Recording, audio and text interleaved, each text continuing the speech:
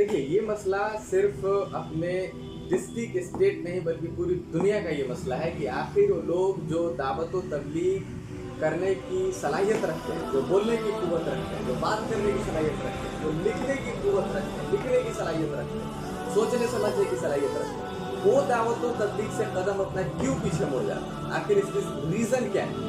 और वो लोग जिनको अल्लाह हिदायत देता है और हिदायत याफ्ता होने के कुछ ही दिनों बाद वो अपने घर वालों को इस्लाह कर दिए, अपने पड़ोसी को कुछ कह दिए, 2-4 दर्स में शरीक हो गए, 2-4 दर्स करवा दिए, बस उनको लगा कि हमारी दावत व तबलीग की जिम्मेदारी ख़त्म, हमने दावत व तबलीग का अपना सारा काम जिम्मेदारी अपना निभा ली।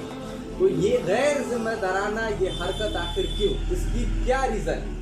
और ये ना कि सिर्फ इंडिया में है बल्कि ग्लोबली एक इशू है कि हर एक अक्सर और बेस इंसान के साथ ये देखी जा रही है। और अपने सोसाइटी के अंदर सैकड़ों पर्सनालिटी ऐसी मौजूद है जिन लोगों ने शुरू दौर में लगा कि हाँ ये शख्स जो है दावत व तबलीग में साथ देगा या काम करेगा, और आज उसका नामो निशान मौजूद है। आखिर इसके रीज़न क्या है? हर इंसान का एक माजी होता है, पास्ट होता है, उसमें हर इंसान अपने पास्ट के अंदर शिर्क कुफर बिदअत के अंदर मुब्तला होता है, लेकिन फिर उसको अल्लाह हिदायत देता है। अब इस हिदायत आने के बाद आज वो ये सोचे कि जहां मैं कल था, जिस कुफर पे, जिस शिरक पे, जिस बिदअत पे जो मैं था, वो कितनी खतरनाक जगह थी जिसका ठिकाना हमेशा के लिए जहन्नम है। तो जो अल्लाह ने हिदायत दे दिया है ये क्या नेमत अल्लाह के जानिब से नहीं है?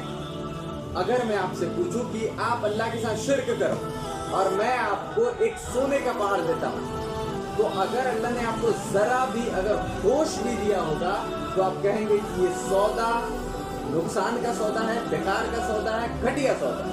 क्यों? क्योंकि आप कितना दिनों तक इस्तेमाल कर सकते हैं? एक अगर आपको सोने का पहाड़ दिया जाए तो कितना दिनों तक इस्तेमाल करेंगे? कुछ दिनों तक, फिर मौत आपके काम को तमाम कर देगी। तो फिर आप करेंगे क्या इन दौलत को?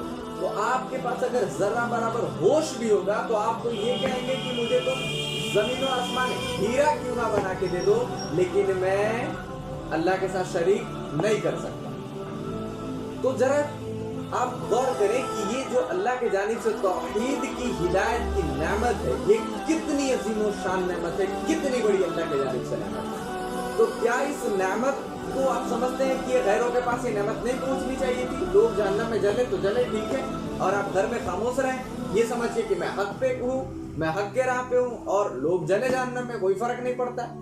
तो क्या ये एक समझदारी की काम होगी? तो बिल्कुल एक बेवकूफ़ी की चीज़ है।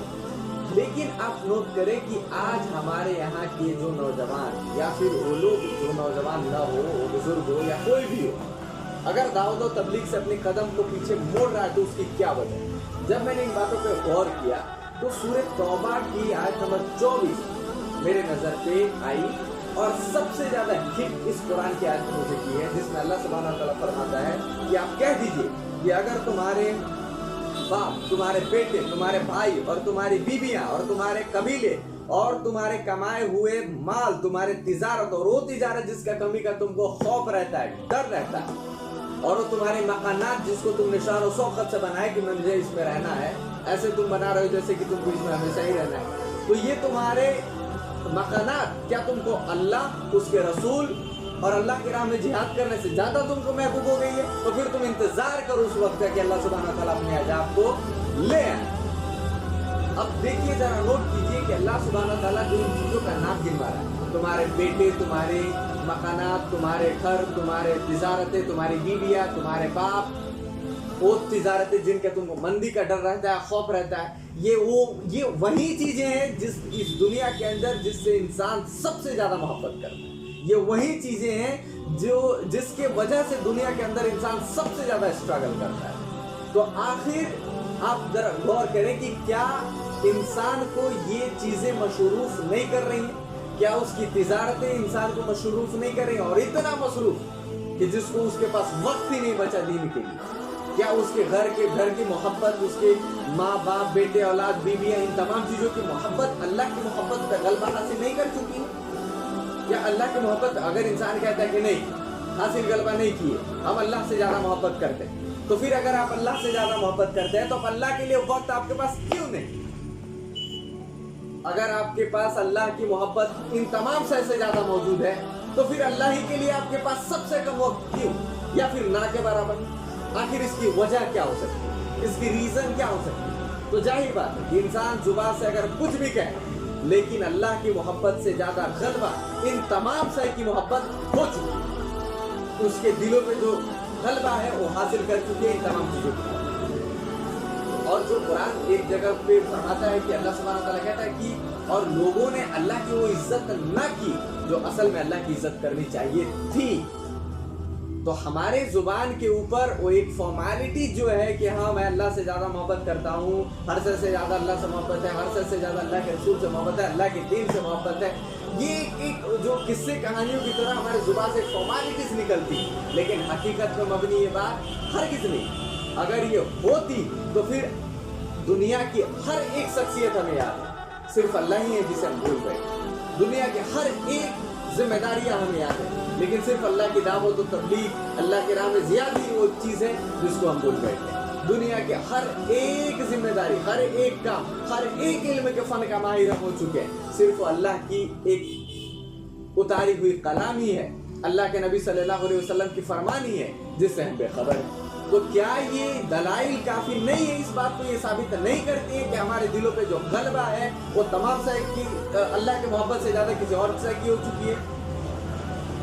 और इसी तरीके से जो लोग इस बात को तस्लीम कर रहे हैं कि नहीं मैंने जो है अल्लाह से मोहब्बत सबसे ज़्यादा करनी चाहिए, तो उनको चाहिए कि वो साबित करें अपने मोहब्बत को, अल्लाह की मोहब्बत को साबित करें।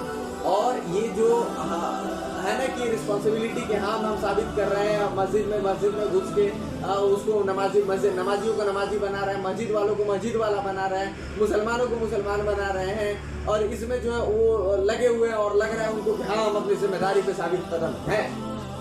तो ये ढिढोराबाजी अब बिल्कुल नहीं कि अब ये कुरान और सुन्नत इसकी इजाज़त नहीं देती है, ना ही एक समझदार इंसान भी इसको जो है तस्लीम कर सकता है, क्योंकि हमारी जिम्मेदारी सिर्फ मुसलमान का इस्लाम नहीं है। आप कुरान और सुन्नत उठाएं और देखिए जहां भी अल्लाह ने दावत और तबलीग की बात की वो किससे करता है, वो किससे कह रहा है कि आप दावत और तबलीग करें? ये उन लोगों से जो बेखबर है अल्लाह से, जो अल्लाह को जानते तक नहीं है। तो अल्लाह उनसे चाहता है कि आप उन तक दावत को पेश करें, लेकिन आपने तो अपनी जिम्मेदारी को निभाया जी मस्जिद के मस्जिद में निभाया।